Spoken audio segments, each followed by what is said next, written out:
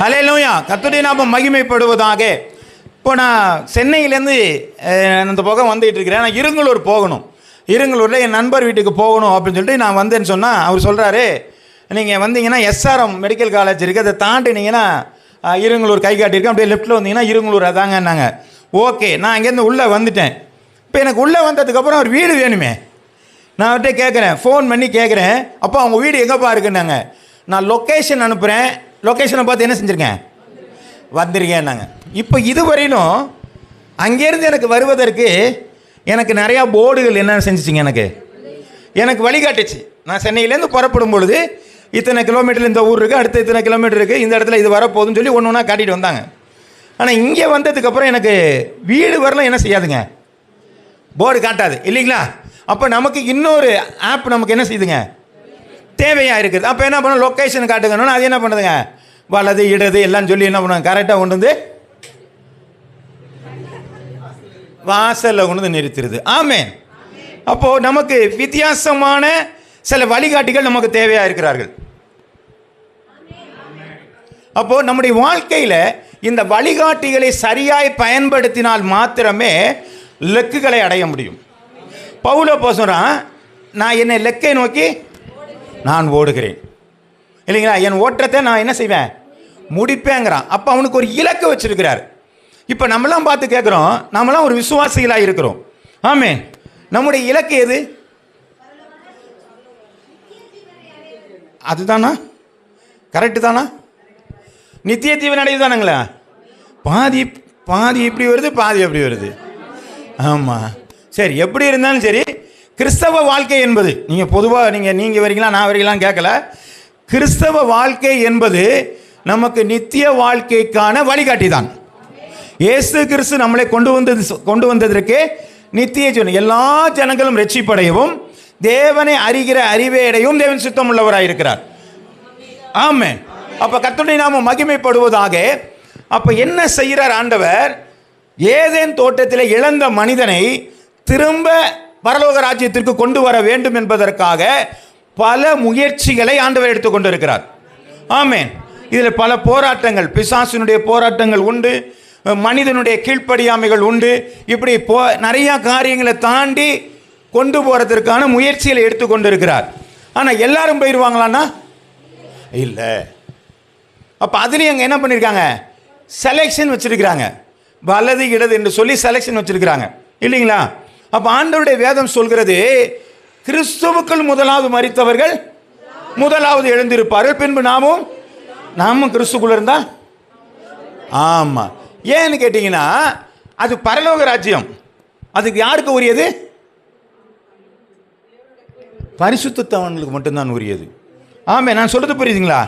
பரிசுத்தம் இல்லாமல் தேவனை தரிசிப்பது கூடாத காரியம். அப்போ பரிசுத்தம் உள்ளவர்கள் மாத்திரமே சேரக்கூடிய ஒரு இடம்தான் பரலோக ராஜ்யம். அப்போ அதுக்கு எது வழிகாட்டுதுன்னா நம்முடைய வேத புஸ்தகம் நமக்கு வழிகாட்டுகிறது. இது ஒன்று மட்டுமே வழிகாட்டுதானா, இல்லை, பல வழிகளிலே நமக்கு ஆண்டவராக இயேசு கிறிஸ்து நமக்கு என்ன செய்கிறாருங்க, வழிகாட்டி கொண்டு இருக்கிறார். அப்போ இயேசு கிறிஸ்து சில கவுன்சிலிங்களை நமக்கு கொடுக்கிறார். என்ன கொடுக்கிறான்னு சொன்னால் அதை வாசிக்கலாம். யோவான் எழுதின புஸ்தகம் 16வது அதிகாரம் 12 to 15 வசனங்கள் வரை நான் வாசிக்க கேட்கலாம். இன்னும் அநேக காரியங்களை நான் உங்களுக்கு சொல்ல வேண்டியதாக இருக்கிறது, அவைகளை நீங்கள். இப்போ ஆண்டவராக இயேசு கிறிஸ்து சொல்லுகிறார், இயேசு கிறிஸ்துடைய உபதேசம் நல்லதா கெட்டதா. ஆனால் இப்போ அவரே என்ன சொல்றாருங்க, நான் எல்லாத்தையும் உனக்கு சொல்ல முடியலப்பா, ஏன்னா சொன்னா தாங்க மாட்டீங்கிறாரு. அப்படின்னா என்னங்க அர்த்தம், நிறையா சொல்றாரா.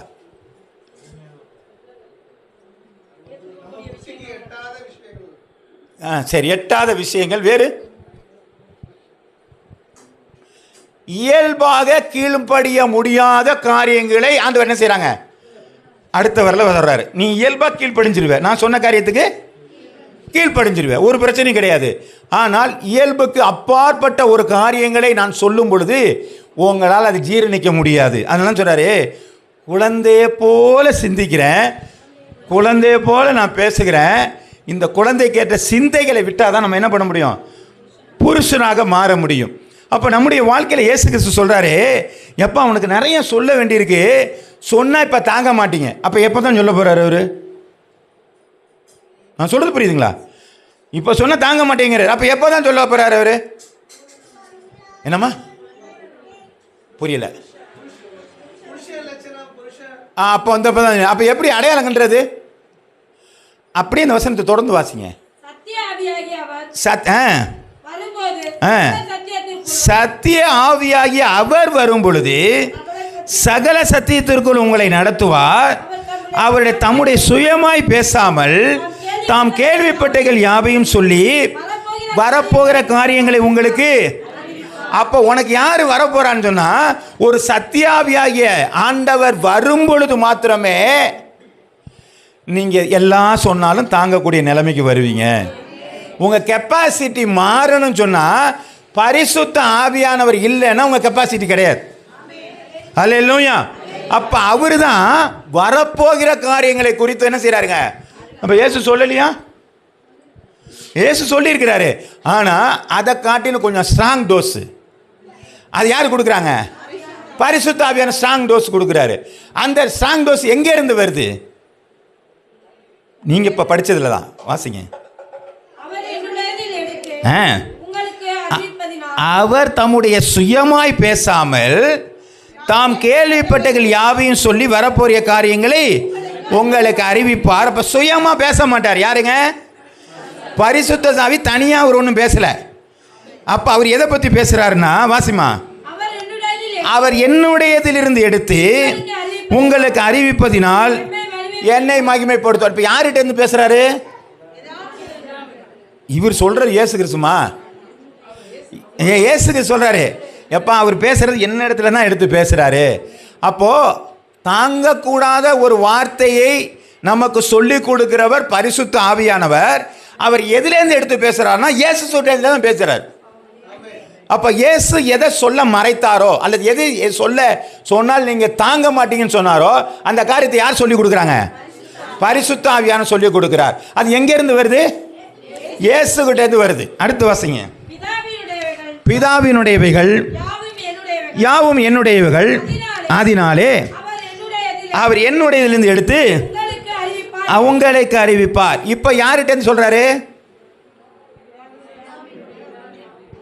இப்ப என்னுடையதெல்லாம் யாருது? பிதாவுனுடையது. அப்ப யாரு தான் மொத்தத்தில் என்னதான் நடக்குதுங்க? ஒரே ஆள் தான். அவங்க ஒரே டீம் தான் வச்சிருக்கிறாங்க.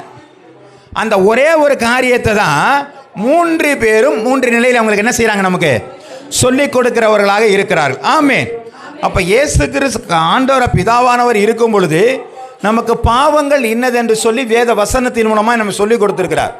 எனக்கு பாவத்தில் நான் வாழக்கூடாது என்பதற்காக இயேசு கிறிஸ்துவை நாம் நாடி போனோம். அவர் நம்முடைய பாவங்களிலிருந்து நமக்கு என்ன செஞ்சிட்டாருங்க? விலக்கிட்டாரு. 3வது காரியம், நான் ஆண்டவருடைய வருகை மட்டும் ஆண்டவருடைய பரலோக ராஜ்யத்துக்கு போகணும்னு சொன்னா, நான் பரிசுத்த வாழ்க்கை வாழ வேண்டுமானால் எனக்கு எது தேவையா இருக்குங்க? இவர் இல்லைன்னா போய் சேரவே முடியாது. ஆமே. இவர் தான் உலகத்திலே சாதாரண மனிதர்கள் செய்ய முடியாத ஒரு காரியத்தை நம்மூலமாய் செய்ய வைக்கிறவர். இதை தான் இந்த நாட்களில் நாம் தியானிக்க போகிறோம். கர்த்தர் நம்மளை ஆசீர்வதிப்பாராக. அப்போ பரிசுத்த ஆவியினுடைய முக்கியத்துவம் நான் பொழுதுனைக்கும் சொல்கிறேன். நீங்கள் அந்நிய பாஷை அடையாளத்தோடு பரிசுத்த ஆவியை பெற்றுக்கொள்ளுங்க. பரிசுத்த ஆவியை பெற்றுக்கொள்ளவில்லை என்று சொன்னால் ஒரு காலம் பரிசுத்த வாழ்க்கை வாழ முடியாது. அப்படி தான் வேதமே சொல்லுது. அவர் நீதியை குறித்தும் நியாயத்தை குறித்தும் நியாய தீர்ப்பை குறித்தும் கண்டித்து உணர்த்தி கொண்டே இருப்பார். அப்படி கண்டித்து உணர்த்தும் பொழுது நம்ம சரியான பாதையில் நடத்த முடியும். கர்த்தருடைய நாமம் மகிமைப்படுவதாக. இப்போ வாருங்க, அப்போஸ்தலர் எழுதின புத்தகம் 1வது அதிகாரம் 5வது வசனம் சொல்கிறது, ஆகையால் நீங்கள் எருசலேமை விட்டு போகாமல் என்னிடத்தில் கேள்விப்பட்ட பிதாவினுடைய வாக்குத்தத்தம் நிறைவேற காத்திருங்கள் என்று சொன்னார். அப்போ பரிசுத்தாவினுடைய முக்கியத்துவம் புரியுதுங்களா? எது முக்கியம் நமக்கு தெரியணும். சபைக்கு வந்தாங்க, ஆராதிச்சோம், போயிட்டோம், இல்லை எது தான் ஏன் முக்கியம்? வசனங்கள் முக்கியமானது இல்லைங்களா? இப்போ இந்த இடத்துல எதை சொல்கிறாங்கன்னு சொன்னால், பிதா ஒரு வாக்குத்தத்தம் கொடுத்துருக்கிறாரு. ஆமே, ஆமாம், அப்படி தானேங்க. கர்த்தரை நம்புகிறவனும் செழிப்பான்னு சொன்னோன்னே, கர்த்தரை நம்புகிறவங்களாம் செழிப்பாங்க. வாக்குத்தத்தத்தை நம்ம சுதந்திரிக்கிறதுக்கு ஜெபம் பண்ணிகிட்டே இருப்போம். ஆண்டவரே கர்த்தரை நம்புகிறவரோ செழிப்பான்னு சொன்னீங்களே, எங்களை செழிக்க பண்ணுங்க. ஜெபம் பண்ணுறோமா இல்லையாங்க? இந்த வசனம் சொல்லுது, அது என்ன சொன்னாங்க? பிதாவின் வாக்குத்தத்தம் நிறைவேற. ஆண்டவரே பிதாவானவரே பரிசுத்தாவியை தரேன்னு சொன்னீங்களே, நான் வெயிட் பண்ணுறேன், எனக்கு தரீங்களான்னு சொல்லி எத்தனை பேர் கேட்டிருக்கிறோம்? ஆமே. நீ கையெல்லாம் தூக்க வேண்டாம். அந்த பரிசுத்தம் எனக்கு தாங்கன்னு சொல்லி எத்தனை பேர் வெயிட் பண்ணி நான் கேட்டுக்கேன். இது பிதாவினுடைய வாக்குத்தத்தம். நல்லா இருக்கணும்னு சொன்னது மட்டும் நமக்கு ஆசையாக இருக்குது. செழிப்பாக இருப்பேன்னு சொன்ன மட்டும் ஆசையாக இருக்குது. நீ உயர்ந்தவனா உன்னை உயர்த்துவேன்னு சொன்னாலும் ஆசையாக இருக்குது. ஆனால் பிதாவினுடைய வாக்குத்தத்தம் பரிசுத்தாவி பெறணும். இது யாரையா வெயிட் பண்ணி அதை வாங்கி வச்சுட்டு என்ன பண்ணுறது? சர்ச்சில் வந்து அந்நிய பேசுகிறது அது மட்டும் தானே பயன்படுது இல்லைங்க. அதுதான் வாழ்க்கையே. அதுதான் ஆண்டவர் நடத்துகிற ஒரு காரியம். அதுதான் உங்களை சரியான இடத்துல கொண்டு போய் நிறுத்துகிற காரியங்கள். ஆமாம், இந்த லொக்கேஷன் போட்டிருக்காங்க பார்த்தீங்களா, அதுதான் கொண்டு போய் கரெக்டாக சேர்க்கும் உங்களை. நம்ம வாசிக்கலாம்.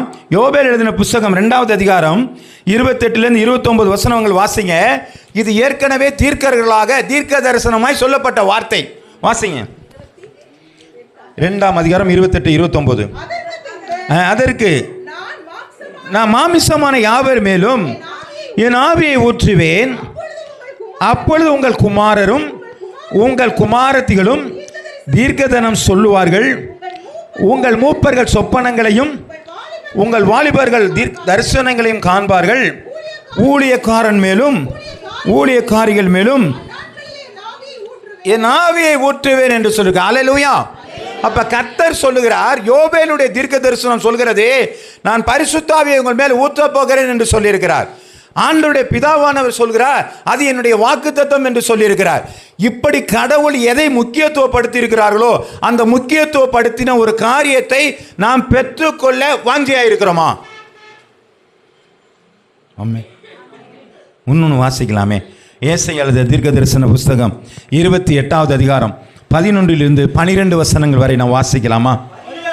பரியாச உதடுகளினாலும் அந்நிய பாஷையினாலும் இந்த ஜனத்தோட பேசுவார், இதுவே நீங்கள் இளைத்தவனை இளைப்பாற பண்ணத்தக்க இளைப்பாறுதல். உங்களை இளைப்பாறுதலுக்கு கொண்டு போகிறது காரியம் எதுங்க? அந்நிய பாஷை. அது என்ன பண்ணுறீங்க? பரியாச வந்து சர்ச்சில் உட்காந்து காக்கிற மோக்கிறேன்னு கத்திக்கிட்டு கிடக்குறாங்க. எனக்கெல்லாம் நான்லாம் வந்து ரொம்ப ஸ்டைலிஷாக இருக்கிற ஆள், ரொம்ப நாகரிகமாக இருக்கிறாரு. இந்த மாதிரி ஆள் இந்த காரியத்தில் என்ன செய்ய மாட்டேன், நான் விரும்ப மாட்டேன்னு கூட நம்ம நினைக்கலாம். பேசினா பக்கத்தில் இருக்கவங்க எதாவது நினச்சிக்குவாங்க.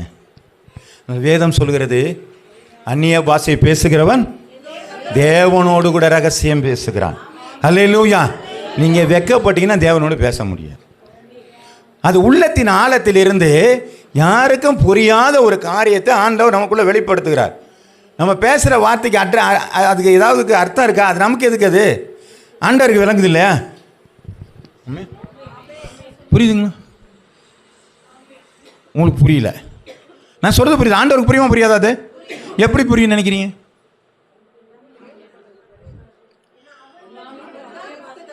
நம்ம சர்ச்சில் ஒரு பாப்பா இருக்குது, பிளஸ்ஸி.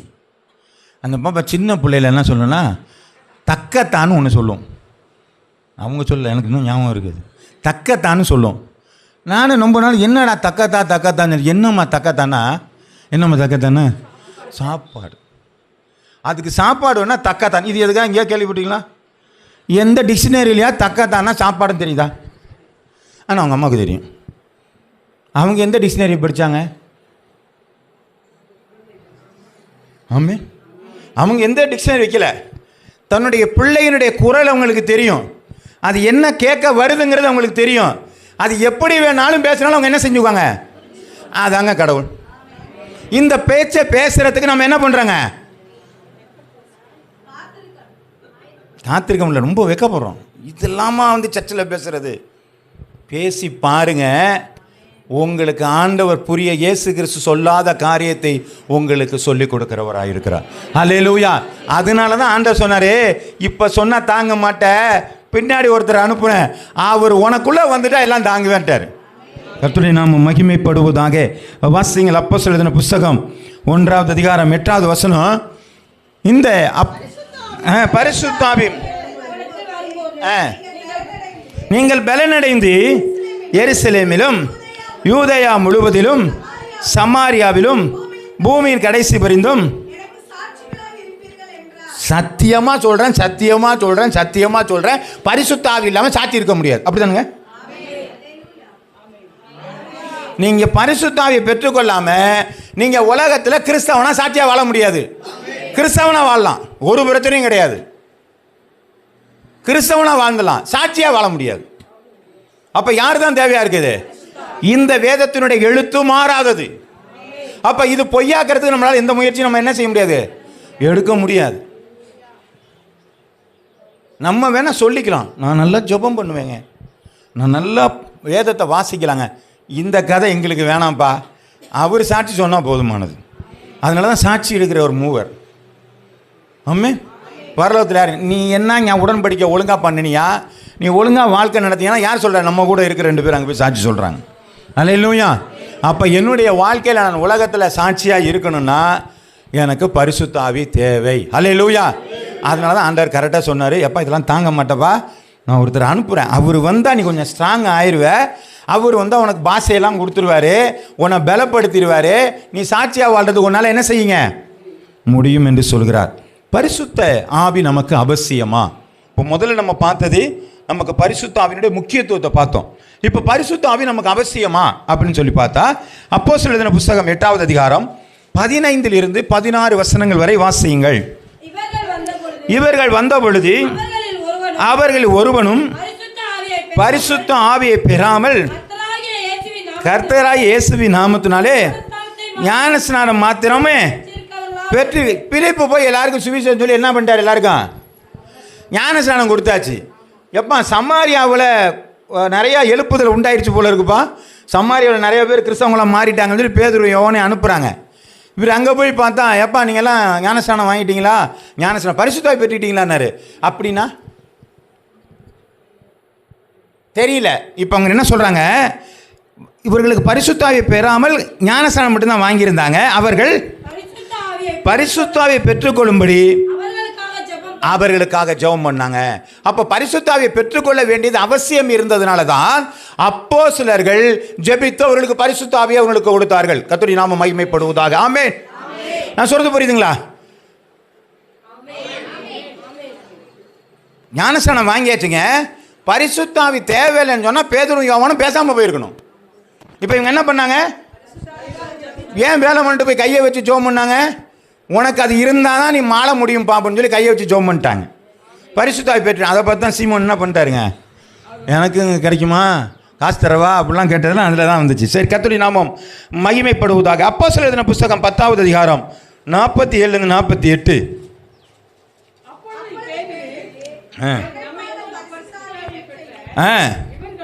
இவர்களும் ஞானஸ்நானம் பெறாதபடிக்கு எவனாயிலும் தண்ணீரை விளக்கலாமா என்று. இப்போ என்ன நடந்துச்சுன்னா, யார் போன கொர்நேலி வீட்டுக்கு போனாங்க. இங்கே பிரசங்கம் பண்ணோன்னு எல்லாரும் என்ன பண்ணி வந்துருச்சுங்க, வசனத்தை கேட்டவர் யாவர் மேலும் ஆவியானவரை நினைக்கிட்டாரு. ஞானஸ்நானம் கொடுக்கல, ஆனால் என்ன வந்துருச்சுங்க, ஆவியானவர் வாங்கிட்டாருப்பா. எப்பா நீ ஆவியானவர் வந்துட்டார், உனக்கு அடுத்து உடன்படிக்கை பண்ணிடு. அடுத்து வாசிங்க கர்த்தருடைய நாமம்.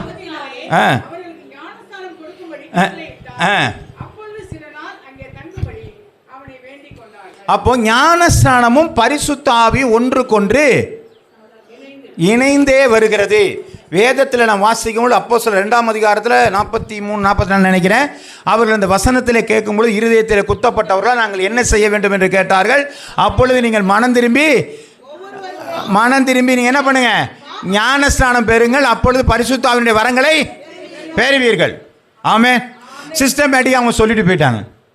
அப்போ நமக்கு பரிசுத்த ஆவி என்பது ஒரு கிறிஸ்தவ வாழ்க்கையில் மிகவும் மிகவும் மிகவும் முக்கியமான ஒரு நடத்துகிற நம்முடைய தேவன். அல்லேலூயா. அது வெளியிலேருந்து நடத்த மாட்டார், உள்ளத்துக்குள்ளே இருந்து நடத்துகிறவராக இருக்கிறார். ஆமென். அது உணர்வின் அடிப்படையிலே வருகிறது. நம்ம எப்பொழுதுமே அதை கொஞ்சம் வெளியிலே தான் வச்சுட்டு இருக்கிறோம். ஆவியான்னு சொன்னான்னா இல்லைங்களா, அந்த இடத்துக்கு போகலாமா போகக்கூடாதா, நல்லா ஜாலியாக தான் இருக்குது, போகலாம் தான். உள்ள ஆவியானவர் பேசுகிறார் போகக்கூடாதுண்ணா, எல்லாரும் போகிறாங்க, இன்றைக்கி ஒரு நாள் போயிட்டு வந்துட்டேன் என்ன.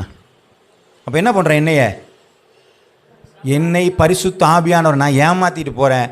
அது பரிசுத்த ஆவியை ஏமாத்துறதில்ல, என்னை ஏமாற்றி என்னுடைய வாழ்வை ஜீவனை விட்டு விடுகிறேன். அல்லேலூயா. ஒரு சின்ன வார்த்தை தாங்க. மோசேயிட்ட ஆண்டவர் சொன்னார், கண்மலையோடு பேசு என்று சொல்லி. ஆனால் ஜனங்களுடைய சத்தம் அவனுக்கு பொறுக்க மாட்டேன்டுச்சு. ஏற்கனவே ஒரு வாட்டி அடிக்க சொன்னாருங்க, அதே ஞாபகம் தலையில் இருந்ததுனால திரும்பவும் அடித்தான். கானான் தேசத்தை காண முடியல. பார்த்துட்டார் மலை மேலே ஏறி. எப்போ அதான்ப்பா உங்களுக்கு ஜனங்களுக்கு கொடுக்க போகிற தேசம் பார்த்துட்டியா, இங்கே கடை. அங்கேயே மரித்து அடக்கம் பண்ணப்பட்டான். அடக்கம் பண்ணது கூட அவர் தான் அடக்கம் பண்ணார். புரியுதுங்களா? போக முடியாது. இப்போ மோசேக்கே இந்த கதின்னு சொன்னால் நமக்கெல்லாம் அதோ கதி. ஆமாம், ரொம்ப ஜாக்கிரதையாக இருக்கணுங்க. கிறிஸ்தவ வாழ்க்கை என்பது சொஃபிசிட்டேட்டடான வாழ்க்கை அல்ல. அது சிங்காரமான வனங்கள் அல்ல.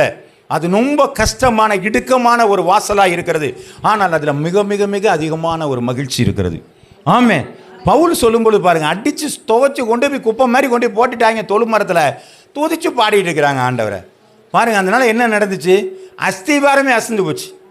ஆமாம், அப்போ அவனுக்குள்ள ஒரு ஆவியானவர் இருக்கிறதுனால அவன் எவ்வளோ கஷ்டம் வந்தாலும், இன்றைக்கி யாராவது எதோ திட்டிட போகிறாங்களோ, யாராவது எதோ நினச்சிக்கிற போகிறாங்களோ, இப்படியெல்லாம் பயம் நம்மள்கிட்ட இருக்கணும். மனுஷருடைய பயம் கண்ணியை வருவிக்கும். கர்த்தருக்கு பயப்படுங்க போதும் ஒருத்தனும் ஒன்றும் செய்ய முடியாது. அடிச்சுட்டு போகிறான். ஆமே ஆமே, அடிச்சுட்டு போனால் தப்பு இல்லையா? என் நிமித்தம் துன்பப்படுகிறவர்கள் அப்புறம் என்னங்க? நம்மளை ஒருத்தன் அடிச்சுட்டா நமக்கு கஷ்டமாக இருக்கும். ஒன்றும் பிரச்சனை இல்லை. இயேசுவுக்காக படுகிற பாடுகள் நமக்கு ஆசீர்வாதமாக இருக்கும். இதை தான் ஆவியானவர் சொல்லி கொடுத்துருக்கிறார். இதை இயேசுனார் சொன்னால் ஏற்றுக்குவீங்களா? ஆவியானவர் உள்ளே வந்து சொன்னால் தான் நம்மளை என்ன செய்ய முடியுங்க? ஓ, இவ்வளோலாம் கஷ்டப்பட்டால் கூட நமக்கு ஒரு சந்தோஷம் இருக்குங்கிறது எப்போ தெரியுதுங்க? ஆவியானவர் வந்ததுக்கப்புறம் தான் பவுல் அப்போஸ்தலனுக்கு தெரியுது. ஆமே, கர்த்தருடைய நாமம் மகிமைப்படுவதாக.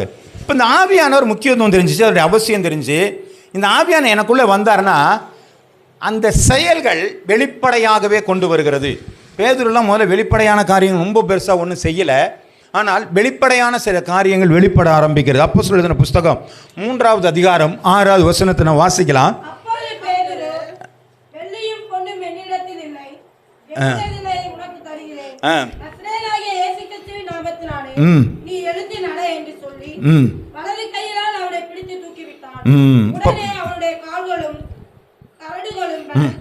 இப்போ என்ன சொல்றாரு? வெள்ளியும் பொன்னும் என்னிடத்தில் இல்லை, என்னிடத்தில் உள்ளதை வெளிப்படுத்தக்கூடிய ஒரு காரியத்தை, அற்புதத்தை அவர் செய்கிறார். அவருக்கு இதுவரையில் அந்த மாதிரியான காரியத்தை அவர் என்ன செய்யலைங்க, செய்யவே இல்லை. அப்போ வெளிப்படையான ஒரு மிரக்கல், ஒரு அற்புதத்தை அவரால் செய்ய முடிகிறது. அப்போது பேதுருவால் செய்ய முடிஞ்ச அந்த அற்புதம் நம்மளால் செய்ய முடியாதா? செய்ய முடியும் இல்லைங்க. பரிசுத்தாக இருந்தால் தான் முடியும். நீங்கள் அந்த இடத்துக்கு அவங்க செய்ய முடியும் சொல்லி நம்மளை ஏமாற்றக்கூடாது. எனக்குள்ளே பரிசுத்த ஆவியான கிரியை செஞ்சால் நடத்த முடியும். ஆனால் அப்படி நடக்க வேண்டும் என்கிற அவசியமும் சில வேலைகளே கிடையாது. ஆமாம், என்ன சொல்கிறது புரியுதுங்களா?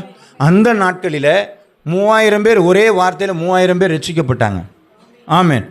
இந்த நாளில் மூச்சை பிடிச்சாலும் என்ன பண்ண மாட்டேங்குது? இருங்களூர் இயேசுக்காகனா 3000 பேர் உடனே வந்திருக்கணும்ல, வர மாட்டேங்குது இல்லையா? அன்னைக்கு இருந்த சூழ்நிலை வேறு. அப்போ காரணம் என்னன்னு சொன்னால், அப்போ உள்ள அந்த நடத்துதலுங்கிற என்பது வேறு. ஏனென்று சொன்னால் சீக்கிரம் ஸ்ப்ரெட் ஆகணுங்கிறதுக்காக ஆண்டவர் என்ன செஞ்சாருங்க, அநேக அற்புதங்களை ஆண்டவர் செய்தார். இன்றைக்கி நடக்கலைன்னா நடக்குது. ஆனால் அற்புதங்கள் நடக்குதா? மரித்தவர் எழுந்திருக்காங்க. ஆமாம், எழுந்திருக்கிறாங்க. எல்லாமே நடந்துக்கிட்டு இருக்கு. ஆனால் இதை போல நிறையா இடங்களில் நடக்கலை. எங்கோ ஒரு இடத்துல என்ன செஞ்சுங்க, நடந்து கொண்டு இருக்கு. அது நம்ம மூலமாகவும் கூட என்ன செய்யலாங்க, நடக்கலாம். அப்போ நமக்குள்ள என்ன இருக்கணுங்க, பரிசுத்த ஆவியானவர். அதுதாங்க முக்கியமான காரியம். வெளிப்படையான அடையாளங்கள் முடியும். அதனால் விசுவாசியில் நடக்கும் அடையாளங்கள் ஆவன. வசனமெல்லாம் ஞாபகம் இருக்கு, செய்கிறோமா? வியாதிய சுமையில் கை வைத்தால் ஒரு சுகமாக எப்போ வெளிப்படுது? எனக்குள்ள ஆவியாக இருந்தால் நான் கையை வச்சு ஜோம் பண்ணுவேன். இல்லைன்னு சொன்னால் பாஸ்டர்கிட்ட கூட்டிகிட்டு வந்துடுவேன். இல்லைன்னா பிரதர் நீங்கள் ஜோம் பண்ணுங்க பிரதர். ஏன் இல்லை நீங்கள் ஜோம் பண்ணுங்க. இல்லை ஜோம் பண்ணால் அது ஏன் மேலே தாவிருச்சுன்னா, இந்த பரிசுத்தாவி இருந்தால் அந்த பிரச்சனைலாம் நமக்கு வராது. நமக்குள்ள ஆவியான இருந்து என்ன செஞ்சிருவாரு, கையை வையினா கையை வச்சுட்டு பேசாமல் நின்று இயேசுவின் நாமத்தினாலே. இந்த ஒய்வாம்னு ஒரு டீம் இருந்தது. அப்போது அந்த பட்டுக்கோட்டில் இருக்கும்போது பக்கத்தில் கிராமங்களில் போய் சுவிசேஷன் சொல்கிறதுக்காண்டி நாங்கள் போயிருந்தோம். அப்போ என்ன பண்ணோம், சும்மா அவங்க சுவிசேஷன் சொல்லிக்கிட்டே இருந்தாங்க. இவங்க சொல்லிக்கிட்டு இருக்கும்பொழுது பார்த்தோம்னா அது ஒவ்வொரு மாதிரி ஆடிக்கிட்டு அந்த பக்கம் சுற்றி வரலும் வந்துக்கிட்டு இருக்குது. அது ஒரு 7-8 வந்துக்கிட்டு இருக்குது. நாங்கள் போனது கொஞ்சம் பேர் தான் இருக்கிறோம். என்னையா இவ்வளோ ஆடிட்டு அந்த ஆளுங்க என்ன சொல்கிறாங்க, அந்த அவங்கெல்லாம் ட்ரைனிங் ஆளுங்க, நீங்கள் போய் கையை வச்சு ஜோம் பண்ணோம். எங்களுக்கு பயம். என்னையா எங்களை கொண்டு நீ போய் வை, நாங்கள் அனுப்புகிறோம்ல போய் வைன்ட்டாங்க. நாங்களும் போய் பிசுக்கு பிசுக்குன்னு போய் ஜெபம் பண்ணிக்கிட்டே இருந்துட்டு ஆண்டவரே இயேசுவின் நாமத்தில் போயிடுச்சுங்க. நான் சொல்கிறது புரியுதுங்களாங்க? பயந்தாங்க. ஆனால் அவர் ஒருத்தர் உற்சாகப்படுத்தார் இருந்துட்டு, இல்லை உன்னால் முடியும் போனாங்க. அப்போ கையை வச்சு ஜெபம் பண்ணும்போது என்ன பண்ணுதுங்க? அப்போ எல்லாமே மாற ஆரம்பிக்குது. அப்போ வெளிப்படையான ஒரு அற்புதத்தை ஆண்டவர் நமக்கு கொடுத்து கொண்டு இருக்கிறார். அப்போ எப்பன்னு சொன்னால் பரிசுத்த ஆவி இருந்தால் மட்டுமே. அதுக்கு தான் அந்த வாஞ்சை வேணும், அது விருப்பம் வேணும், அது எதிர்பாருங்க, நீங்கள் பேசுங்க, தனிமையாக இருந்து பழகுங்கன்னு சொல்கிறது. வாசிக்கலாம். அப்போ வெளிப்படையான அற்புதங்கள் தேவை. அது மாத்திரமல்ல, அப்போஸ்தலர் இதெல்லாம் நீங்கள் கொஞ்சம் வேணாலும் நீங்கள் பைபிளில் நீங்கள் ஸ்டடி பண்ணி இன்னும் கூட சில வசனங்களை நீங்கள் சேர்த்து கொள்ளலாம். ஒன்று தான் சொல்கிறேன். சரி, இன்னொன்று அப்போஸ்தலர் எழுதின புஸ்தகம் 4வது அதிகாரம் 19 20 வசனங்கள் வரை. பேதுருவும் யோவானும் அவர்களுக்கு பிரதியுத்தரமாக தேவனுக்கு செவி கொடுக்கிறதை காட்டிலும் உங்களுக்கு செவி கொடுக்கிறது தேவனுக்கு முன்பாக நியாயமாக இருக்குமோ என்று நீங்களே நிதானித்து பாருங்கள். நாங்கள் கண்டவைகளையும் கேட்டவைகளையும் பேசாமல் இருக்க. இவர் யாருங்க? அவர் பேதுரு. ஒரு லேடி போய் கேட்டு நாங்கள் ஆண்டவர் கூட பார்த்தேனே. அவர் என்ன சொல்லிட்டாருங்க? சத்தியமாக சொல்கிறான், இயேசுக்கும் எனக்கும் தெரியாது. ஆமே. இவர் எங்கே பேசுகிறாருங்க? லேடிஸுக்கு முன்னே பேசலை, அரண்மனையில் நின்று பேசுகிறாரு, அதிகாரிகளுக்கு முன்னே நின்று பேசுகிறாரு. எப்பா நான் கண்டதையும் கேட்டதையும் பேசாமல் இருக்க முடியுமாயா? இந்த தைரியம் அவருக்கு எப்படிங்க வந்துச்சு? பரிசுத்த ஆவியானவர் இருக்கிறார். அப்போ தைரியமாக உங்களுடைய வாழ்க்கையிலே நீங்கள் பேச வேண்டுமானால், தைரியமாக ஒரு வார்த்தைகளை சுவிசேஷமாக அறிவிக்க வேண்டுமானால் உங்களுக்கு பரிசுத்த ஆவி தேவையாக இருக்கிறது. அல்லேலூயா, அல்லேலூயா. கர்த்தருடைய நாமம் மகிமைப்படுவதாக. ஏன் வசனங்கள் நம்ம சொல்ல முடியாது? நான் சொல்றது உண்மையா? நான் சொன்ன காரியம் உண்மை, அது உலகத்தில் நடந்திருக்கிறது. நான் ஏன் அதை பயப்படணும்? பொய் சொல்றவன் தான் பயப்படும். ஆனால் அவன் தெளிவாக பேசிட்டு இருக்கிறான். ஆனால் நம்ம என்ன பண்ணுறாங்க?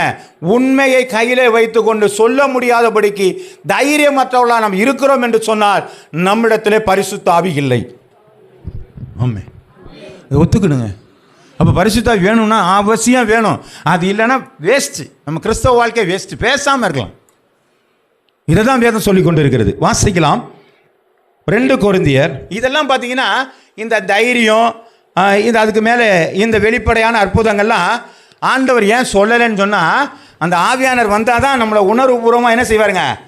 ஆமாம், உள்ள ஒரு பலன் அடைப்பார். அவர் தான் சொன்னாங்கல்ல, பரிசுத்த ஆவி உங்கள் இடத்துல வரும் பொழுது அந்த பலன் இருந்தால் தான் இதெல்லாம் நடக்கும். அதனால தான் பலன் கொடுக்கறது அவர் வந்தால் மட்டும்தான் அது நடக்குன்னாரு. சரி, வாசிக்கலாம். ஒரு 2 கொரிந்தியர் 8வது அதிகாரம் 2 3 வசனங்கள் வரை. அவர்கள் மிகுந்த உபத்திரவத்தினாலே சோதிக்கப்பட்டிருக்கையில் கொடிய தரித்திரம் உடையவர்களாக இருந்தும் பரிபூர்ண சந்தோஷத்தினாலே மிகுந்த எப்படி இருந்தாங்களாங்க? அவங்க தரித்திரா இருந்தாங்க. காசே இல்லைப்பா, என்கிட்ட காசும் கிடையாது, ஒன்றும் கிடையாது, தரித்திரனா இருக்கிறேன். ஆனால் அவங்க என்ன சொல்றாங்க?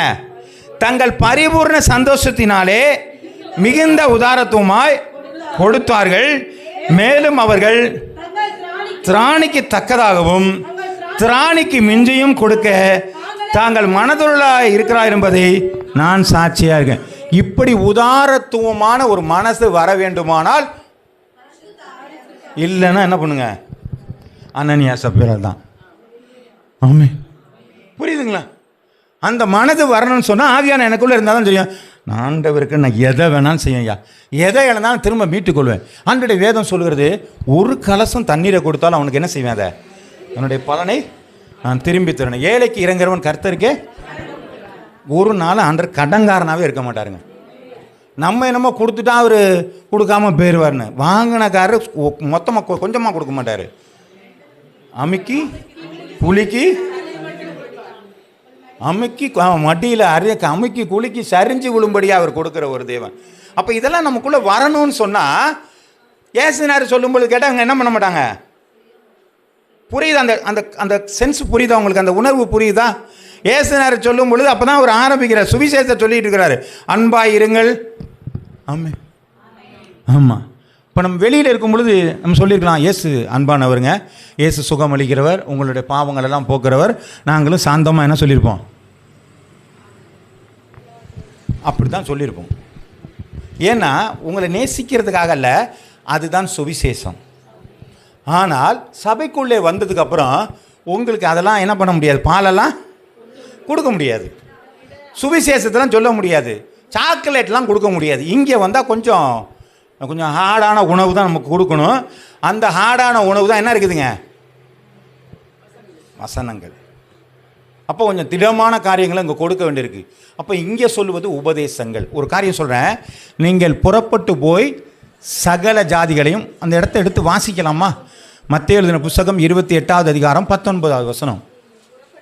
நீங்கள் புறப்பட்டு போய், ஏமா கொஞ்சம் முள்ளம் பேசுங்க. ஆகையால் நீங்கள் புறப்பட்டு போய், முதல்ல என்ன சொல்லியிருக்காங்கங்க, சீசர் ஆக்குன்னு சொல்லியிருக்காங்க. அப்படின்னா என்ன அர்த்தங்க? முதல்ல ஒரு மனுஷனை பார்த்தா என்ன பண்ணணுங்க, சீசர் ஆக்கணும். அப்படின்னா என்ன அர்த்தம்? இயேசுவை போல மாற வைக்கணும். ஆமே, அவ்வளோதான். சீசன் ஆக்கணும் என்ன அர்த்தம்னா, இயேசு இப்படி இருந்தாருப்பா, அன்பாக இருந்தாருப்பா, நீ அன்பாக இருப்பா, அவருக்கு எல்லாருக்கும் ஆண்டவர் கீழ்ப்படிந்தா நீ அது மாதிரி கீழ்ப்படிப்பா அப்படின்னு சொல்லி அவனை முதல்ல சீசன் ஆக்கணும். ஆமாம், சீசன் ஆகிட்டா ஞானஸ்நானம் கொடுக்கலாம். நான் உங்களுக்கு கட்டளையிட்ட யாவையும் அவர் கை கொள்ளும்படி அவர்களுக்கு உபதேசம் பண்ண. எப்போ உபதேசம் பண்ணுறாங்க? நீ சீசன் ஆனதுக்கு அப்புறம் தான் உபதேசமே. அப்போ நீங்கள் வெளியில் இருக்கும் பொழுது உங்களுக்கு சுவிசேஷம் அறிவிக்கப்பட்டு சீசராக இருக்கிறீர்கள். ஆனால் நீங்கள் உள்ளே வரும் பொழுதே உங்களுக்கு உபதேசம் சொல்லப்படுகிறது. அந்த உபதேசம் தான் பரிசுத்த ஆவியானவர். ஆமென். இப்போ தான் நீங்கள் தாங்குவீங்கிறது பரிசுத்த ஆவி உங்களுக்கு தேவைன்னு சொல்லிட்டு இருக்கிறோம். அல்லேலூயா. இதை நிறைய இடங்களில் உல்டாஸ் ஆக்கிட்டாங்க. ஒரு வீட்டுக்கு போனோடனே நம்ம என்ன பண்ணுறோம், நம்ம பயங்கரமான விசுவாசி மாதிரி நாம் நினச்சிக்கிட்டு இதெல்லாம் என்ன படத்தெல்லாம் வச்சுருக்கிறீங்க, இந்த படத்தெல்லாம் எடுத்துடுங்க. இப்போ அது பிரச்சனையாது நமக்கு. நீ உனக்கிட்ட என்ன இருக்கோ அதை சொல்லுங்கள். ஏசுநாதர் நல்லவர்னு சொல்லுங்கள், ஏசுநாதர் உன் கூட தான் இருக்காருன்னு சொல்லுங்கள். படத்தை அவர் எடுத்துகிட்டு போயிடுவார். நீங்கள் ஏன் அதை போய் சொல்லிட்டு உட்காந்துருக்கிறீங்க? உபதேசம் முதல்ல தேவையில்லை, சுவிசேஷம் தான் தேவை. நான் இன்றைக்கி நிறையா உபதேசத்தை சொன்னதுனால தான் வரமாட்டேங்கிறாங்க. ஆமாம், இன்றைக்கி முதல்ல பெந்தேகோஸ்து சபைகளில் தாலி கட்டக்கூடாதுங்கிற ஒரு காரியம் இருக்கும் பொழுது எல்லோரும் என்ன சொல்லிட்டாங்க, தாலி அறுப்பாங்க கூட்டம் வந்துருச்சுன்ட்டாங்க. நான் சொல்கிறது புரியுதுங்களா? அப்போ உபதேசம், அதாவது சுவிசேஷம் போகிறது இருக்கும்போது எது போயிடுச்சுங்க, உபதேசம் போயிடுச்சு. ஏன் நீ கட்டக்கூடாது பிரச்சனையா, கலர் சட்டை போடக்கூடாது பிரச்சனையா? ஒன்றும் இல்லை, யூனிஃபார்ம் இருந்தால் மேட்டியுமே வராது, அவ்வளோதான். நான் எப்பேற்பட்ட ஆள் பாருலாம், காட்டுறதுக்கெல்லாம் வழி இருக்குது நமக்கு. ஆமாம் இல்லைங்களா? சாதா ட்ரெஸ்ஸுக்கும் பட்டுக்கிட்டு புடவை கட்டு பார்த்தா அது நம்மளை ஒரு ஐடென்டிஃபிகேட் கட்டுது. கல்யாணத்துக்கு போகும்போது என்ன பண்ணுவாங்க, நல்ல புடவையை கட்டிக்குவோம், நகையெல்லாம் அள்ளி போட்டுக்குவோம். ஏங்க என்ன பெருமையாக காட்டுறான், ஒரு பேரும் பார்க்க மாட்டான். நாம் நினைக்கிறேன் பெருமையாக இருக்கணும், அவன் என்ன சொல்லிட்டு இருப்பான் தெரியுங்களாங்க? நான் சொல்கிறது புரியுதுங்களா? ஒருத்தர் நல்லா செயினுக்குன்னு எல்லாத்தையும் அள்ளி போட்டுட்டு ஒருத்தவங்க போகிறாங்கன்னு வந்தால் உங்களுக்கு பெருமையாக தெரிகிற மாதிரி நீங்கள் நினைக்கலாம். ஆனால் பக்கத்தில் இருக்க என்ன சொல்லுவான்னு நினைக்கிறீங்க? நல்லா தைரியமாக சொல்லலாம், ஒன்றும் தப்பு இல்லை. மினிக்கிக்கிட்டு வந்துட்டான் பாருங்க. இதுக்காண்டி தான் வேலை பண்ணிட்டு நம்ம போகிறோமா? இயல்பாக போனால் ஒரு பிரச்சனையும் இல்லை. இது ஏன் தேவையில்லாத வேலை? சொல்கிறது புரியுதுங்களாங்க? நம்ம நினைக்கிறாங்க அப்படியே நம்மளை காண்டா நல்லா மிரண்டுருவாங்க. ஒருத்தரும் மிரட மாட்டாங்க. நம்மளே ஏமாற்றிக்கிற காரியம் அதெல்லாம் விட்டுருவோம். அது உங்களுடைய நாலேஜ் கூட, அது பரிசுத்த ஆவியானவர் உங்களுக்கு நடத்துகிற காரியம். விட்டாச்சு அது உங்கள்கிட்ட. சரி ரைட். அப்போ என்ன பண்ணுறான்னு சொன்னால் நம்ம அந்த காரியங்கள்லாம் செய்கிறது கிடையாது. சரி சோத்திரம், வேறு எங்கேயோ போயிடுச்சு. அப்போ என்ன பண்ண, உதாரத்துவமாக அவர்கள் என்ன செய்கிறாங்க, தரித்திரராக இருந்தாலும் உதாரத்துவமாக அவர் கொடுக்குறாங்க. அந்த இயல்பு எங்கேருந்து வருதுன்னா, இந்த பரிசுத்த ஆவியானவர் இல்லையா, ஆண்டவருக்குன்னு எதையாச்சும் தரித்திரம் இருந்தாலும் பரவாயில்ல, ஒன்றும் இல்லைனாலும் பரவாயில்ல, நாங்கள் எப்படியாவது செய்யணும். ஒரு சாட்சியான ஒரு காரியத்தை சொல்கிறேங்க இல்லைங்க. பட்டுக்கோட்டையில் ஏஜி சபை நாங்கள் கட்டு வருவதற்காக நாங்கள் ஆயத்தப்படும் பொழுது ரொம்ப காசெல்லாம் ரொம்ப வறட்சியான காரியங்கள், கையில் ஒரு 20,000 சம்திங் தான் இருந்தது. அப்போ என்ன சொன்னாங்க, எல்லோரும் என்ன பண்ணலான்னு சொன்னார். நான் தான் அங்கே சர்ச் எல்டராக இருந்தேன். அப்போ நான் என்ன பண்ணேன், இந்த மாதிரி ஸ்டாண்டில் வரும்பொழுது வந்து ஒரு வாட்சை கழட்டி வச்சுட்டு, இது என்னுடைய வாட்ச், இது நான் தந்துடுறேன், இது எவ்வளோ கேளும் போது எடுத்துக்கன்னு சொல்லிட்டு வைக்கிறேன். வெறுசம் வாட்சாக வந்துக்கிட்டு இருக்கு. எத்தனை பேர் தான் வாட்ச் எடுப்பாங்க? அப்புறம் என்ன பண்ணிட்டோம், நாங்களே ஒரு தொகையை கொடுத்துட்டு என்ன பண்ணிட்டோம், சில பேர் நகைகளை போட்டாங்க. இப்படியெல்லாம் போட்டு என்ன பண்ணாங்க, அந்த இடத்தோடைய விலை வந்து 2.5 லட்சம் ரூபா. 2 லட்ச ரூபா கொடுத்தாச்சு. வாய்ப்பே கிடையாது. அதுக்கு மேலே காசு கொடுக்குற ஒரு 10 பைசா கிடையாது. எல்லாமே ரொம்ப மோசமான நிலைமையில் இருக்கிறோம். அப்போ யோசிச்சுட்டு இருக்கும் பொழுது நல்லா ஜோம் பண்ணுறோம், ஆண்டவரே எங்களுக்கு வழி இல்லையா, நாங்கள் என்ன பண்ணுறேன்னு சொல்லி ஜோம் பண்ணிகிட்டு இருக்கும் பொழுது கடைசியாக இல்லைங்க எங்களுக்கு 50,000 கொடுக்க முடியல, அதனால் அந்த அந்த 50,000த்துக்குள்ள இடத்த எடுத்துக்கிங்க அப்படின்னு சொல்லி பின்பகுதியை எடுத்துக்கிங்கன்னு சொல்லி அவங்கள்ட்ட கொடுக்கறதுக்காக நாங்கள் முயற்சி செஞ்சோம். இந்த சர்வேயர் வந்தவர் சொன்னார், காசு கொடுத்துட்டிங்களான்னாரு, இன்னும் ஒரு 50,000 பாக்கின்னு. கொடுக்காதீங்க உங்களுக்கு முடிஞ்சு போச்சுன்ட்டார். புரியுதுங்களா? என்னையா முடிஞ்சிச்சுன்னு கேட்டால், இல்லைங்க நீங்கள் நான் தான் கணக்கு கொஞ்சம் தப்பாக போட்டுட்டேன், நீங்கள் கொடுத்த காசுக்கு இது போதுமானதுன்ட்டார். கர்த்தருடைய நாமம் மகிமைப்படுவதாக. ஆண்டவர் அதிசயங்களை செய்கிறவரார். எல்லாத்தையும் கொடுத்தோம். ஒரு அம்மா தாலியை கழட்டி கொண்டு வந்து போட்டாங்க. ஒரு பையன் அழுதுகிட்டே கொண்டு வந்து என்னத்தையோ கொடுத்தாரு, என்ன ஞாபகம் இல்லை. அப்போ எல்லாரும் அதை முயற்சி செஞ்சாங்க. சுட்ட கல் வச்சு கட்டுறது எங்களுக்கு தெம்பு கிடையாதுங்க, பச்சை கல்லை வச்சு கட்டணும். அந்த கல்லை இறக்குறதுக்குள்ள கையெல்லாம் கிழிச்சு அது பச்சைக்கல், சுட்டக்கல் கூட கிழிக்காது, பச்சைக்கல் கிழிச்சிருச்சு. அவ்வளவு வேதனையோடு அந்த காரியங்களை கட்ட ஆரம்பித்தோம். இன்றைக்கி கிட்டத்தட்ட 300 பேருக்கு மேலே அந்த இடத்துல வந்திருக்கிறாங்க. கர்த்தருடைய நாமம் மகிமைப்படுவதாக. அநேகருடைய கண்ணீர் இன்றைக்கி பெருசாக இருக்குது, அநேகருடைய தியாகங்கள். இதை தான் நான் பலமுறை உங்கள்கிட்ட சொல்லியிருக்கிறேன். இப்போ உதாரத்துவமான ஒரு காரியம் எங்கேருந்து வரும்னா, பரிசுத்த ஆவி இருந்தால் மட்டும்தான் அந்த உதாரத்துவமான காரியங்கள் நம்மிடத்தில் எழும்புகிறதா இருக்குது. வாசிக்கலாம். பிலிப்பியர் எழுதின புஸ்தகம் 4வது அதிகாரம் 11வது வசனம். பிலிப்பியர் 4:11. என் குறைச்சலினாலே நான் இப்படி சொல்லுகிறதில்லை, ஏனெனில் நான் எந்த நிலைமையிலும் மனோரம்யமாக இருக்க. இது எத்தனை பேர் நம்மள்கிட்ட இருக்குது கொஞ்சம் யோசிச்சு பாருங்க. நம்ம ஒரு காரியத்தை கையில் வச்சுருப்போம், அது இருக்கிறவர்களும் சந்தோஷப்பட்டுருக்குறோம், அது இழந்து போயிட்டோம்னா உடனே நம்ம என்ன பண்ணிடுறாங்க, துக்கம் நம்மள்கிட்ட வந்துடுது. யோபு பார்த்தீங்கன்னா சொன்னார், கர்த்தர் கொடுத்தார் கர்த்தர் எடுத்தார், கர்த்தருடைய நாமத்துக்கு சோத்திரம் உண்டாவதாக. அப்போ அவனுடைய இயல்பான நிலை என்னென்னா, எந்த நிலைமையிலும் ஆமாம் அதுதான் மனோரமியம் அவனு கற்றுக்கிட்டான். இந்த மனோரமியமாக இல்லாதனால தான் ஷர்மிளா சிஸ்டருக்குலாம் நிறைய வேலை வந்துடுது. அப்படி தானம்மா? எல்லாருக்கும் பிரச்சனை, அதையே யோசிச்சுட்டு இருக்கிறது. ஆமாம், மனோரமியம் இல்லை, ஐயோ அது போயிடுச்சே, இது போயிடுச்சே, இது இழந்துட்டோமே, இது வந்துருச்சே, இப்படி நினச்சி நினச்சி நினச்சி நினச்சி நம்ம என்ன பண்ணுங்க. ஆமாம், ஹார்ட் அட்டாக் எல்லாமே நமக்குள்ளே என்ன வந்ததுங்க. அதுக்கு நம்ம அழகாக சொல்லணும், ஸ்ட்ரெஸ் வந்துச்சு. என்னங்க ஸ்ட்ரெஸ் உங்களுக்கு? அப்படியே அப்படியே எங்களுக்கு என்ன தெரியுங்க, ஒரே எனக்கு என்ன சொல்லுவாங்க, அந்த ஸ்ட்ரெஸ்ஸுக்கு என்ன சொல்லுவாங்க, பாரம், மன அழுத்தம் வந்துருச்சு. என்ன மன அழுத்தம் வந்துருச்சு? இல்லைங்க அது கிடைக்காம போயிடுச்சு. இப்போ இந்த பிரச்சனை என்ன, கிடைக்கல, விட்டுட்டு பேசாமல் உட்காந்துருக்க வேண்டியதானே, கிடைக்கும்போது கிடைக்கட்டுமே. இப்படி நம்முடைய வாழ்க்கைகள் மனோரம்யம் இல்லாததற்கான காரணம் பரிசுத்த ஆவி இல்லாத காரியம். அதை தான் பவுல் அப்போஸ்தலன் பெற்றுக்கிட்டார். ஆமே, ஆவியான பெற்றுக்கிட்ட தான் இந்த ஆமையான வரும் போல இருக்கு. ஆமே, பரிசுத்த ஆவி பெற்றுக்கொள்ளுங்க, அப்போ தான் அந்த ஆமையெல்லாம் வரும். கேட்டால் பயமாக இருக்குல்ல, இதை தான் ஆண்டவர் சொன்னார், இதெல்லாம் கேட்டால் தாங்க மாட்டீங்க. ஒருத்தர் அனுப்புகிறோம் பாரு, அவர் உங்களுக்குள்ளே வந்துட்டாருன்னு சொன்னால் நீங்கள் எதை வேணாலும் எனக்காக செய்வீங்கன்னு சொல்லி தான் அனுப்பிச்சி விட்ருக்கிறாரு. வந்தார்னா ஆண்டவர் ஆவியானவர். சரி, வாசிக்கலாம். கர்த்தருடைய நாமம் மகிமைப்படுவதாக. 1 கொரிந்தியர் 13வது அதிகாரம் 13வது வசனம்.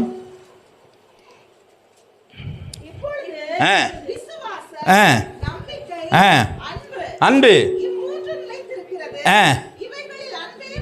இப்போ இதுதான் பெருசுங்க. அப்போ அந்த காரியம் எனக்குள்ளே இருந்துச்சுன்னா எனக்கு முதல்ல சொன்ன எதுவுமே எனக்கு என்ன செய்யாதுங்க, ஒன்றும் பண்ணவே பண்ணாது. நான் எதை பற்றியுமே கவலைப்பட்டேன். எனக்கு அன்பு தான்.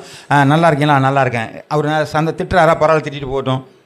ஆமே, எல்லாத்தையும் இயல்பாக எடுத்துக்கிட்டோம்னா அந்த அன்பு மட்டும் நம்மள்கிட்ட இருந்துச்சுன்னா போதுங்க.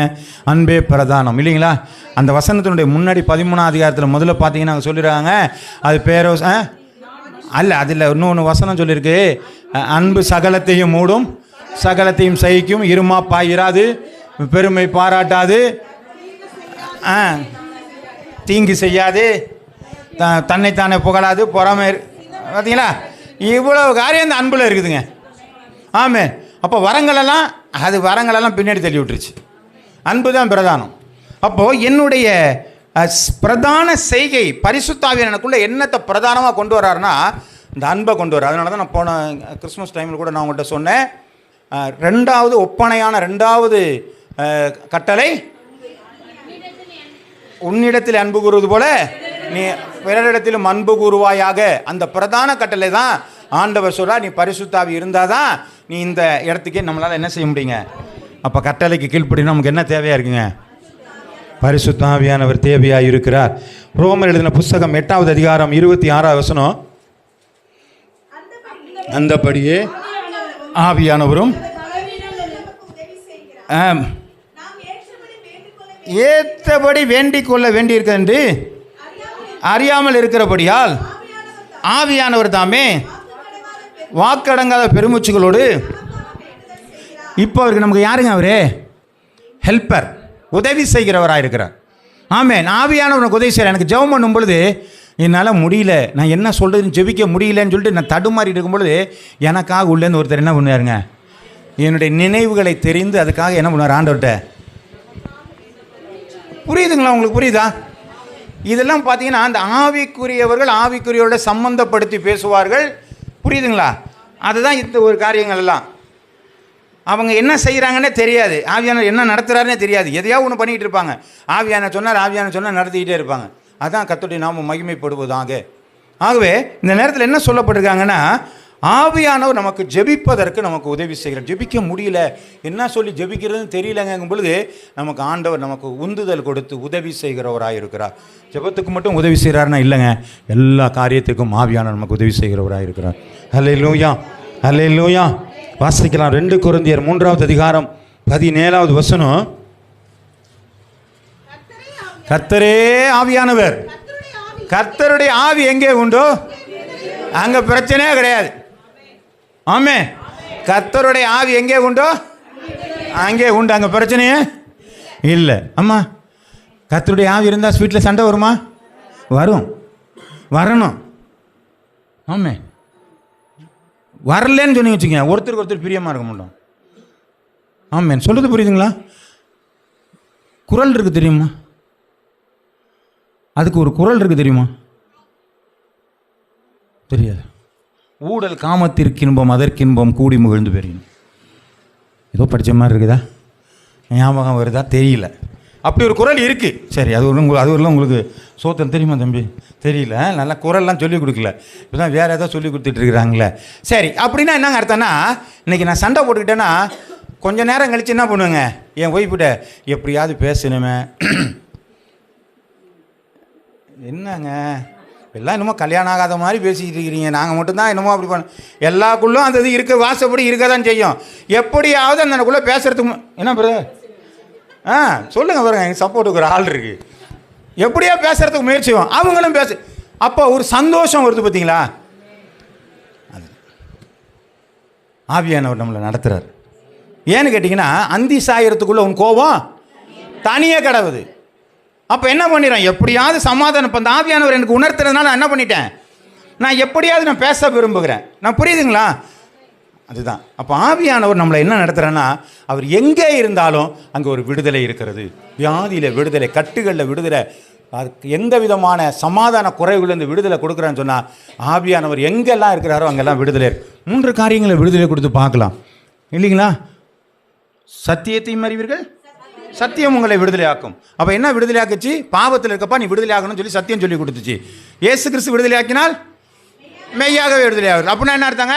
உன் பாவத்தை என்கிட்ட கொடுத்துருப்போம், நான் பரிசுத்தமாக்கிட்டேன்னு சத்தியத்தை என்ன பண்ணாங்க? இயேசு கிறிஸ்து விடுதலை ஆக்கினால் மெய்யாக விடுதலை. இப்போ ஆவியானவர் விடுதலை ஆக்கினா என்ன பண்ணிட்டாங்க? கர்த்தர் எங்கே இருக்கிறார் அங்கெல்லாம் எல்லாத்தையும் விடுதலை உண்டுன்னு சொல்லி ஆவியானவர். இப்போ 3 நிலையில் நமக்கு விடுதலை யார் கொடுக்குறாருங்க? தேவன் கொடுக்குறவருக்கு. அல்லேலூயா. பிரதானமான ஒரு காரியம் 1 கொரிந்தியர் 15வது அதிகாரம் 54வது வசனம்.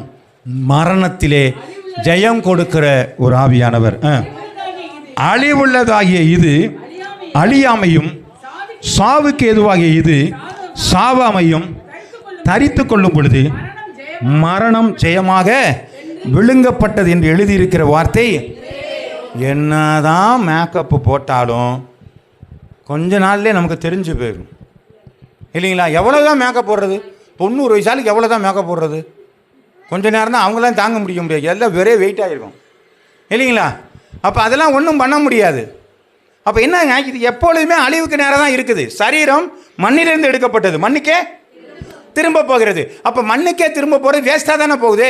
வேஸ்ட்டாக போகலை, அது பரலோகத்துக்கான பாத்திரமாக இருக்குது. அந்த என்ன சொல்கிற, அழிவுள்ளதாகிய இது அழியாமையாக பரலோகத்தை சுதந்திரித்துக்காக இங்கே பரிசுத்த ஆவியை பெற்றுக்கொண்டு வேதத்தில் நிலைத்திருந்தா பரலோக ராஜ்யத்துக்கு போகலாம். அதுக்கு தான் நமக்கு ஒரு என்ன செஞ்சிருக்காரு, ஒரு பாத்திரம் கொடுத்துருக்கிறாரு. இந்த பாத்திரத்தை என் இஷ்டத்துக்கு நான் பயன்படுத்திட்டு இருந்தேன்னா பரலோகம் போக முடியாது, மரணத்தை ஜெயிக்க முடியாது. ஆத்துமா மரணத்திலிருந்து நமக்கு பாதுகாக்கிறவர் பரிசுத்த ஆவியானவர். அவர் தான் சொல்லி கொடுக்குறாரு, எப்பா இந்த மாமிச சரீரத்தை வச்சுக்கிட்டு தான் நீ பரலோக ராஜ்யத்துக்கு போக முடியும். நீ உலகத்தில் இருக்கும் பொழுதே இந்த சரீரத்தை பயன்படுத்தி பரலோகத்துக்காக நீ என்ன பண்ணு, ஒரு ஒரு சொல்லுவாங்க இல்லையா, ஒரு குறிப்பிட்ட வயசுக்குள்ளே நீ சம்பாதிச்சிட்டினா அதுக்கப்புறம் உனக்கு நல்லது இல்லைங்களா. பிள்ளைங்க படிக்கிற வயசில் என்ன பண்ணணும், படிச்சிடணும் இல்லைங்களா. அதுக்கு மேலேலாம் படிக்க முடியாது. இப்படி என்ன பண்ணுறாங்க, ஒரு வகை வச்சுருக்கிறாங்களே இல்லையா. அது மாதிரி என் வாழ்க்கையில் எத்தனை வருஷம்னு தெரியல, அந்த வருஷத்தில் நான் சரியாக இருந்தேன்னா எனக்கு நித்தியமான ஒரு வாழ்க்கை இருக்கிறது. அப்போ என்னுடைய சரீரத்தை என்னுடைய காரியத்திற்காக, என்னுடைய வேகத்துக்காக, என்னுடைய சந்தோஷத்துக்காக, எனக்கு மற்றவர்களுக்கு பெருமையாக காண்பதற்காக இந்த சரீரத்தை நான் பயன்படுத்தினேயானால் பரலோக ராஜ்யம் எனக்கு இல்லை. அப்போ இதை கொண்டு தான் நாங்கள் கொண்டு போனால் இந்த சரீரத்தை நான் பர்ஃபெக்டாக வச்சுக்கணும் அப்படின்னு என்னங்க. ஆமாம், இப்படி ரோட்டில் போகும்பொழுது ஆண்டவர் தடால்னு ஒரு வசனத்தை சொல்லுவார். என்ன சொல்கிறார், ஒரு பெண்ணை இச்சையோடு பார்த்தால் விபச்சாரம் செய்தாயிட்டு. ஐயோ இயேசுவே சோத்திரம், மாற்றுங்க ஆண்டவர். இப்போ யார் சொல்லி கொடுக்கணும்? அப்போ உள்ள ஒருத்தர் இல்லைன்னா பார்த்துட்டு தான் போயிட்டே இருப்போம், கனவு கண்டுகிட்டே போயிட்டே இருப்போம். அப்போ என்ன சரீரம் எங்கே போயிடுச்சு, பாவத்திலே போயிடுச்சு. ஒரு சினிமா போஸ்டரை பார்த்தா என்ன பண்ணிவிடுங்க, அது அப்படியே போயிடும். அந்த சினிமாவில் நடித்தது யார், அந்த நடிகை யார், நடிகர் யார், என்ன நடந்து அப்படியே போயிட்டே இருக்கும் இல்லைங்களா. ஒரு வசனம் ஒன்று சொல்லியிருக்கு, உன்னை உன்னை ஏன் பறக்க விடுவானேன், அது ஆகாயத்தில் ரெக்கைகளை கட்டி, அது ஒரு வசனம் இருக்குது. அது நீதிமொழி இல்லையா. அது என்ன வசனம் எனக்கு ஞாபகம் இல்லை, மறந்துட்டேன். சரி பார்த்து எடுத்தால் கொடுங்க. சரி, அப்போ என்ன பண்ணுவோம், இப்படி ரெக்கை கட்டி பறக்கிறதுக்கெல்லாம் பின்னாடி இந்த பட்டத்துக்கு டொயின் வச்சு இழுப்பாங்க தெரியுங்களா, அது எந்த பக்கம் போகக்கூடாதுன்னு. அதுமாரி ஆவியானவர் ஒருத்தர் உள்ளே இருந்தால் என்ன பண்ணுவாருங்க, இப்படி தான் பாடுறோம், இப்படி தான் பறக்கணும் போட்டு இழுத்து இழுத்து என்ன பண்ணுவார், சரி பண்ணிக்கிட்டே இருப்பார். இல்லைன்னா அத்துக்கிட்டு போயிடும். இருக்காமா, இப்போ எடுத்துட்டிங்களா? சரி, எடுக்கலைன்னா விட்டுருங்க, ஒன்றும் பிரச்சனை கிடையாது. அப்போ என்ன சொல்லப்பட்டிருக்கிறது, மரணத்தை ஜெயமாக மாற்றுகிற ஒரு வழியை ஆண்டவர் பரிசுத்த ஆவியின் மூலம் நான் கொடுத்திருக்கிறார். இந்த சரீரத்தை கொண்டு, அழிந்து போகிற இந்த சரீரத்தை கொண்டு அழிவில்லாத ஒரு நித்திய வாழ்க்கையை நீங்கள் சுதந்திரித்துக் கொள்ளுங்கள் என்று சொல்லி பரிசுத்த ஆவியானவர் நமக்கு உதவி செய்கிறவராக இருக்கிறார். அல்லேலூயா. இப்போ இத்தனை காரியத்தை நம்ம பார்த்தோமேங்க. அப்போ பரிசுத்த ஆவியானவர் எவ்வளவு முக்கியமானவராக இருக்கிறார். இவர் இல்லாத ஒரு வாழ்க்கை நமக்கு வேஸ்ட்டுங்க. கிறிஸ்தவ வாழ்க்கை இல்லைன்னு தான் சொல்லணும். நான் கிறிஸ்தவ வாழ்க்கையை வாழலை, பரிசுத்த ஆவி இல்லைன்னா கிறிஸ்தவ வாழ்க்கையை வாழலை. அது ஏங்க, அது எனக்கு வரமாட்டேங்குது. கேளுங்க, உட்காந்து ஜெபம் பண்ணுங்க, போராடுங்க. அவங்க 120 பேர் சும்மாலாம் வரல, 10 நாள் உட்காந்து ஜெபம் பண்ணாங்க. கொர்நேலிய வீட்டில் ஜெபம் பண்ணாங்க. அப்படி தானே கிடச்சிதுங்க. ஆமாம், அப்படி தான் அவங்களுக்கு கிடச்சிது. அப்போ நம்மளும் ஒரு காரியத்தை பெற்றுக்கொள்ள வேண்டுமானால் நோ பெயின் நோ கெயின். வலி இருக்கணும்ல. ஒன்றும் இல்லாமல் கொடுத்தா, இலவசமாக கொடுத்தா நமக்கு அதுக்கு என்ன இருக்காதுங்க, மதிப்பே இருக்காது. ஒரு பைபிளை ஒருத்தவங்கள்ட்ட ஃப்ரீயாக கொடுத்துருன்னு வச்சுங்க, அதை படிப்பாங்க, இந்த இடத்துல கிறுக்குவாங்க. ஏன்னா காசு கொடுத்து வாங்கலை. காசு கொடுத்து வாங்கியிருந்தா அது அட்டை போட்டு கொஞ்சம் கிழிஞ்சிருந்தா கூட கம்மு வச்சு தேய்ச்சி புரியுதுங்களா. அது மாதிரி தான் கர்த்தருடைய நாமம் மகிமைப்படுவதாக. அதுக்கு ஒரு ஹானர் இருக்குது, அதுக்கு ஒரு வேல்யூ இருக்குது. பரிசுத்த ஆவியை பெற்றுக்கொள்வதற்கு ஒரு வேல்யூ இருக்கமோ. நீங்கள்லாம் நான் நல்லா படிச்சுக்கணுங்கிறதுக்கு தான் சொல்கிறேன் திரும்ப திரும்ப. அந்த வேல்யூவை நீங்கள் சரியாக புரிஞ்சு உங்களுடைய வாழ்க்கையில் பரிசுத்த ஆவியை விட்டு கொடுத்து அவரோடு கூட இணைந்து நீங்கள் நடக்கும் பொழுது பரலோக ராஜ்யம் நமக்குரியதாக இருக்கிறது. காரணம் 2025 2026 மாறப்போகிறது. ஒருவேளை ஆண்டவர் வருவாராயானால் எல்லாரும் அங்கே இருக்கணும். அதுதான் பிரச்சனை. யாரும் விட்டு போயிடக்கூடாது. சபைக்கு எதுக்கு வந்திருக்கிறோம், எல்லாரும் பரலோகம்தானே. ஐயோ அந்த சகோதரி வழியே அதெல்லாம் இருக்கக்கூடாது, எல்லாரும் வரணும். அது யாராக இருந்தாலும் எல்லாரும் வரணும். அவங்களுக்கு எல்லாருக்கும் பரிசுத்த ஆகணும். இதுக்கு தான் இப்போ நாட்களில் ஜெபம் பண்ணணும். ஆண்டவரே இந்த சகோதரிக்கு பரிசுத்த ஆய்வு தாங்க, இந்த பரிசுத்த ஆய்வு தாங்க, எனக்கும் கொஞ்சம் தாங்க. இல்லைங்களா, நான் சொல்ல புரியுதா?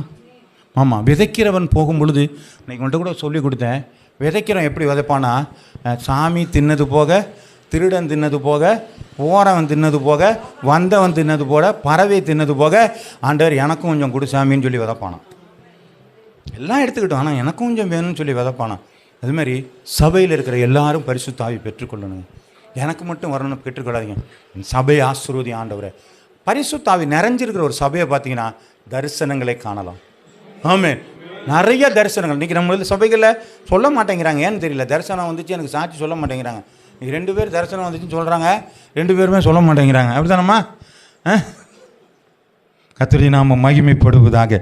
வாசிக்கலாம். யோவான் எழுதின புஸ்தகம் 14வது அதிகாரம் 16 17.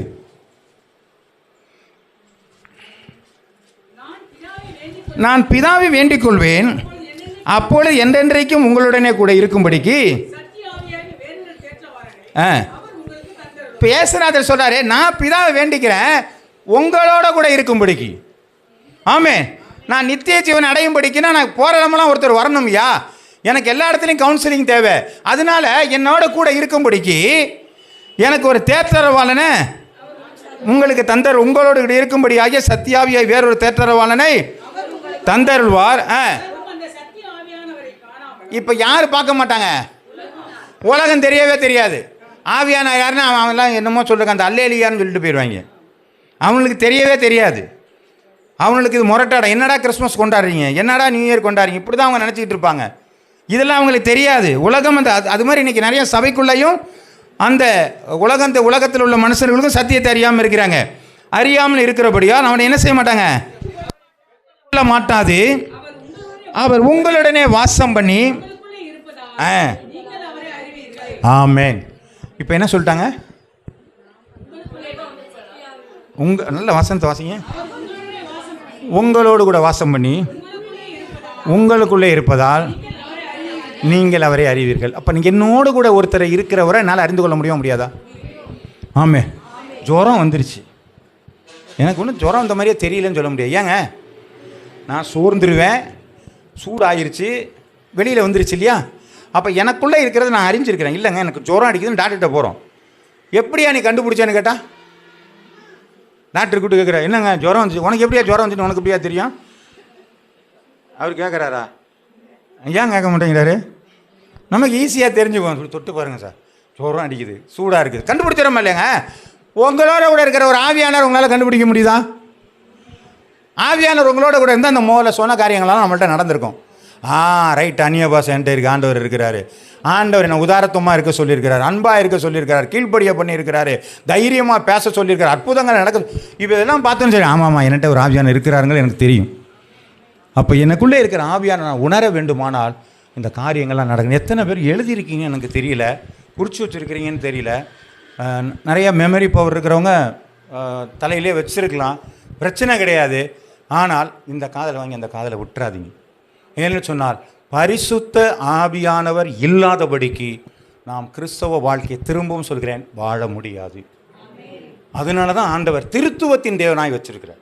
பிதா மட்டும் இருந்து இயேசுநாதர் மட்டும் இருந்தால் பரிசுத்தாவி தேவையில்லைன்னு சொன்னால் ஆண்டவர் இயேசு கிறிஸ்துவை கொண்டு வந்திருக்க மாட்டாங்க.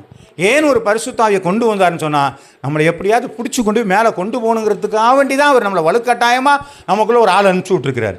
நான் அவரையும் உதாசீனப்படுத்தினேன் என்று சொன்னால் என் வாழ்வு வீணாய் போய் கொண்டிருக்கிறது. ஆண்டவரே, 2026 வருஷங்கள் எனக்கு ஆசீர்வாதமாக இருக்கணும், எப்படியாவது பரிசுத்தாவி பெற்றுக்கொள்ளணும். கொஞ்சம் நேரம் எழுந்து நாம் ஜெபம் பண்ணுவோமா? ஹல்லேலூயா, ஹல்லேலூயா. கொஞ்சம் நேரம் நல்லா நாங்கள் வாயை திறந்து, ஆண்டவர் எனக்கு பரிசுத்தாவி தேவை, நல்லா கேட்குறேங்க, ஆண்டவர் எனக்கு சாப்பிட்டு